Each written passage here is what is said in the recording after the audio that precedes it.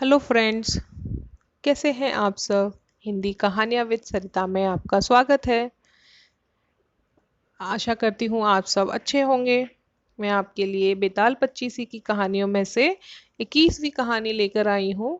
हमारी ये सीरीज जल्दी खत्म हो जाएगी। इसमें 26 कहानियाँ हैं। मैं 21वीं कहानी आज आपको सुनाऊंगी। कहानी का नाम है सबसे ज्यादा प्रेम में अंधा कौन था।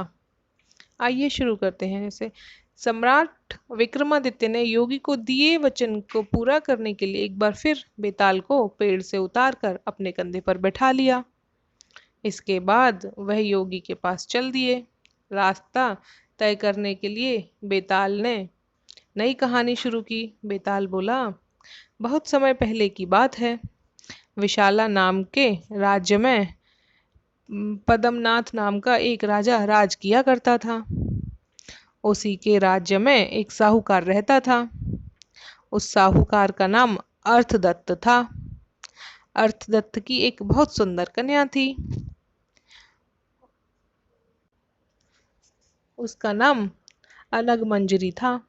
जब वह बड़ी हुई तो साहूकार ने मणिवर्मा नाम के एक धनी साहूकार के साथ उसकी शादी कर दी।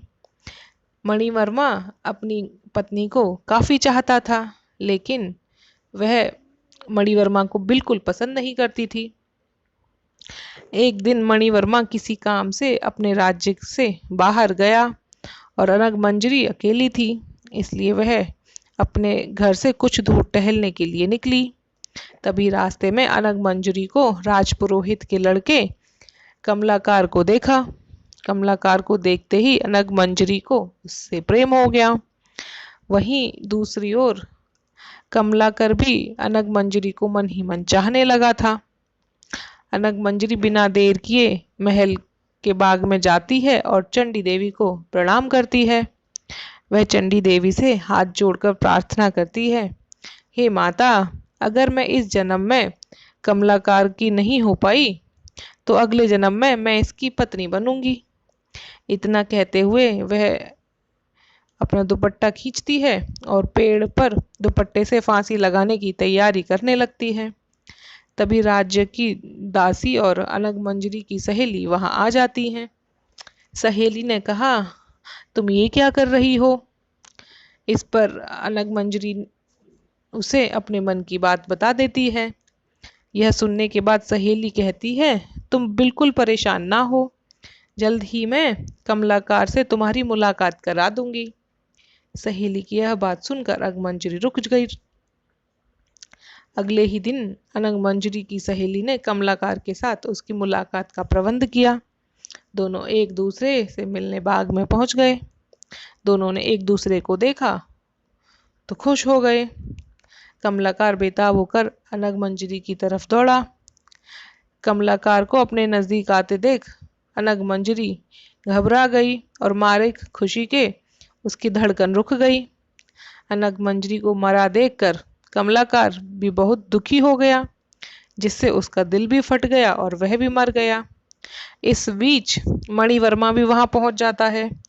अपनी पत्नी को दूसरे आदमी के साथ मृत पड़ा देख बहुत दुखी होता है, क्योंकि वह अनगमंजरी को बहुत चाहता था। इसलिए उससे अपनी पत्नी का वियोग सहा नहीं गया और उसने भी प्राण छोड़ दिए। यह सब देख चंडी देवी स्वयं वहां प्रकट हो गईं और सबको दोबारा जीवित कर देती हैं। इतना कहकर बेताल बोला, बताओ विक्रम, इन तीनों में सबसे ज्यादा प्रेम में अंधा कौन था। जब विक्रम कुछ नहीं बोला तो बेताल ने फिर कहा, बताओ विक्रम, प्रेम में अंधा कौन था। बेताल के बार बार पूछने पर विक्रम ने कहा, सुनो बेताल, सबसे ज्यादा प्रेम में अंधा मणिवर्मा था। वजह यह थी कि अनगमंजरी और कमलाकार अचानक मिले और उस खुशी के कारण मरे। वहीं मणिवर्मा यह देखकर शोक में मर गया कि उसकी पत्नी किसी दूसरे से प्रेम करती है और उस अपने प्रेम से मिलने की खुशी में मर गई। यह सुनते ही बेताल बोला, हाँ राजन, तुमने बिल्कुल सही जवाब दिया, लेकिन तू बोला तो मैं चला। इतना कहकर बेताल एक बार फिर विक्रम के कंधे से उड़कर पेड़ पर जा लटकता है। इसी के साथ प्रेम में अंधा कौन विक्रम बेताल कहानी समाप्त होती है। प्लीज़ आप मेरे चैनल को सब्सक्राइब कीजिए और आप इस कहानी का मॉरल भी मैं आपको बता देती हूँ, क्या सीख मिलती है। किसी भी चीज़ की अति नुकसानदायक हो सकती है, इसलिए इंसान को हमेशा अपनी भावनाओं पर नियंत्रण रखना चाहिए। Thank you.